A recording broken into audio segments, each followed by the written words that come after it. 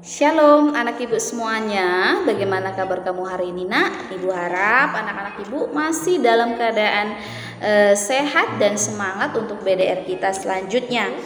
Kita belajar tema 8 subtema 1 PB 4 mata pelajaran PKN mengenai manfaat keberagaman karakteristik individu dalam kehidupan, lalu bahasa Indonesia mengenai karya fiksi, lalu IPS kegiatan ekonomi dan hubungan dengan berbagai bidang pekerjaan, serta kehidupan sosial dan budaya di lingkungan sekitar. Nah, nanti di penjelasan materi Ibu berikan mata pelajaran PKN dan IPS ya nak ya. Nah, nanti kita awali dengan doa bersama. Selamat menyaksikan. Mari kita bersatu di dalam doa. Kembali kami mengucap syukur kepadamu ya Tuhan, karena hari ini Kau masih memberikan kami kesehatan sehingga kami boleh melakukan BDR kami dengan baik.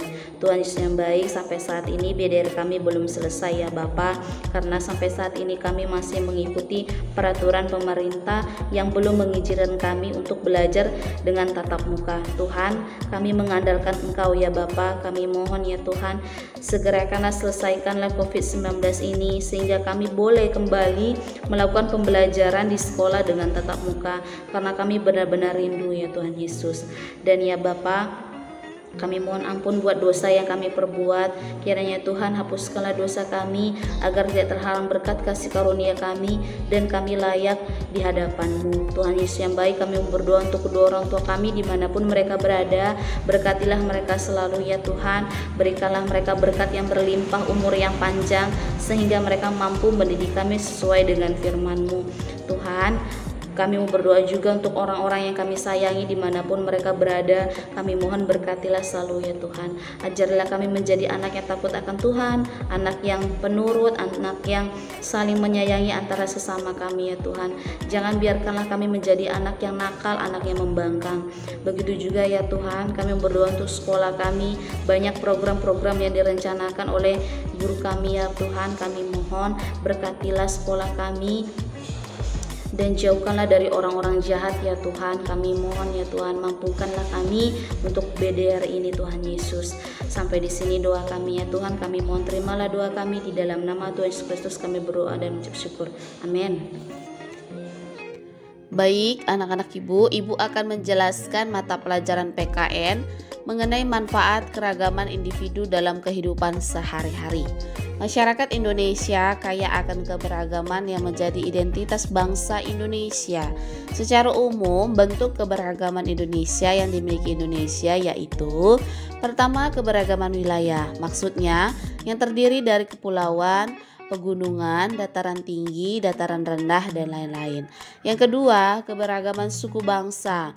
Maksudnya seperti suku Jawa, Batak, Sunda, Dayak, Aceh, dan lain-lain.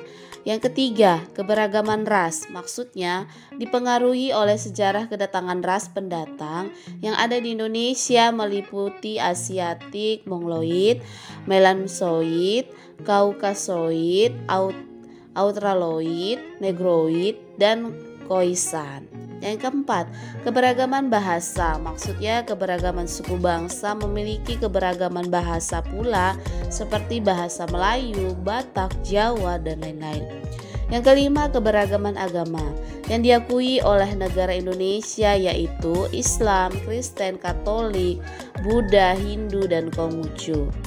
Yang keenam, keberagaman gender, maksudnya seperti jenis kelamin laki-laki dan perempuan.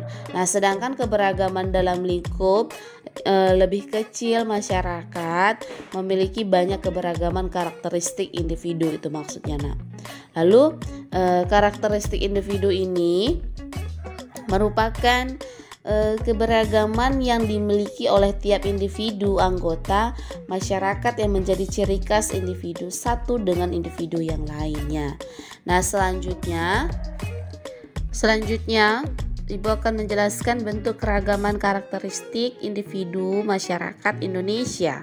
Nah, karakteristiknya itu ada keragaman bentuk fisik, keragaman ras atau warna kulit, keragaman gender, keragaman mata pencarian, keragaman pendidikan, keragaman usia, keragaman jenis kesukaan, keragaman kebiasaan, keragaman tingkah laku, keragaman pandangan politik. Nah, itulah bentuk keragaman karakteristik individu masyarakat yang ada di Indonesia. Selanjutnya, keberagaman karakteristik yang sering kita jumpai dalam kehidupan sehari-hari dapat memberikan manfaat sebagai berikut. Yang pertama, membiasakan diri untuk bersikap toleransi terhadap sesama, membiasakan diri untuk saling menghargai perbedaan yang ada di sekitar sebagai bahan pembelajaran untuk mempelajari budaya baru, membantu kita dalam bersosialisasi dengan teman dan lingkungan sekitar, meningkatkan kerja sama dengan teman, membantu lebih memahami keadaan dan perbedaan di lingkungan masyarakat atau lingkungan sekitar, dapat memperbanyak teman dengan berbagai karakter, lalu mempererat persatuan dan kesatuan, lalu sebagai sarana untuk berbagai ilmu dan mengenal budaya orang lain, lalu yang terakhir meningkatkan rasa nasionalisme. Nah, jadi itulah dia mengenai manfaat keragaman individu dalam kehidupan sehari-hari. Banyak sekali manfaatnya.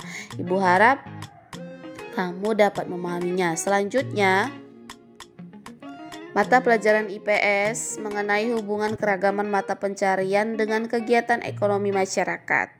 Indonesia terdiri atas berbagai suku bangsa yang memiliki budaya masing-masing.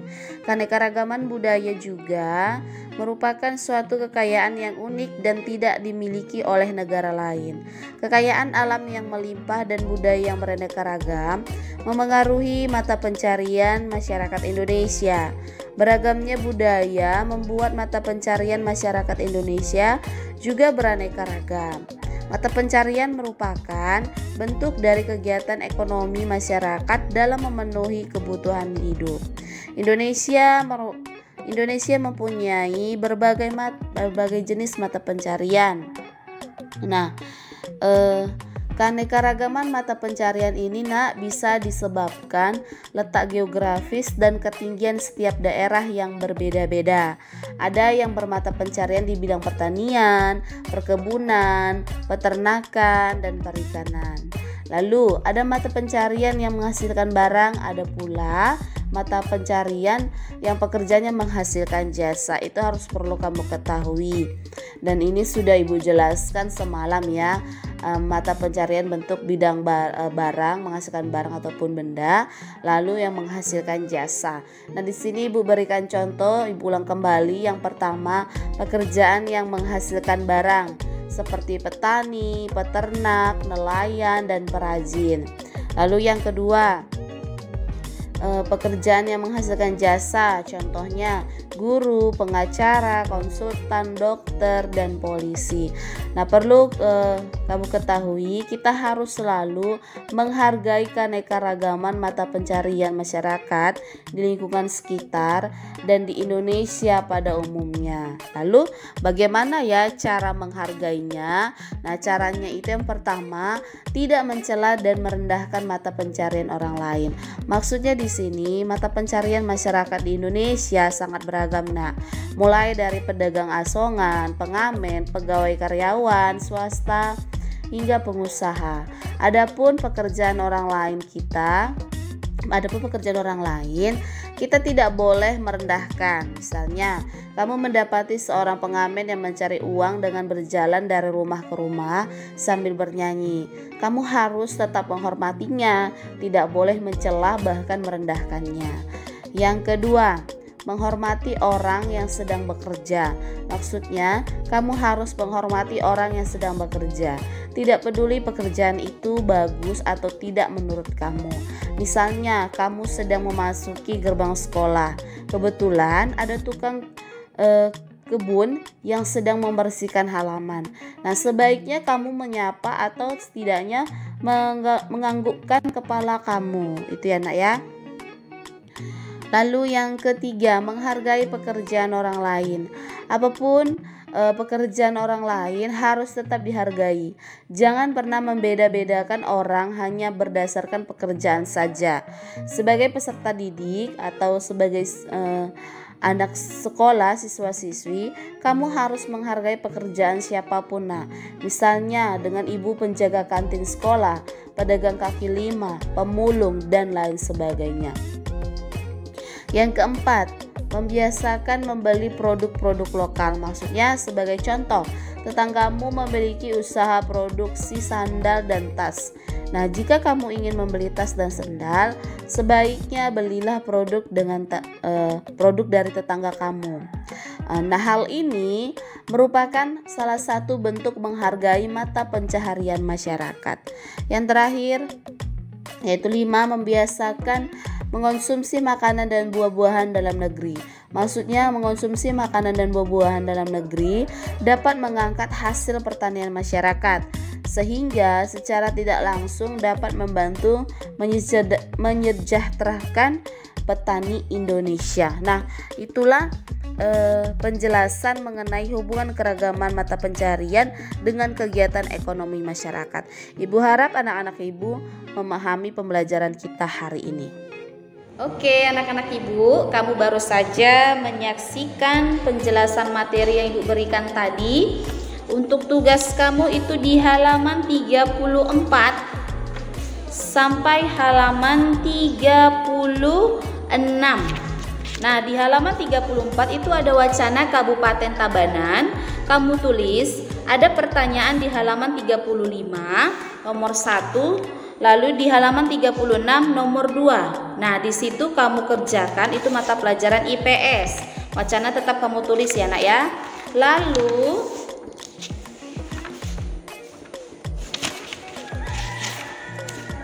itu saja tugas yang ibu berikan, hanya satu saja. Demikian pembelajaran kita. Jangan lupa diakhiri dengan doa. Tetap sehat, tetap semangat. Tuhan Yesus memberkati. Shalom.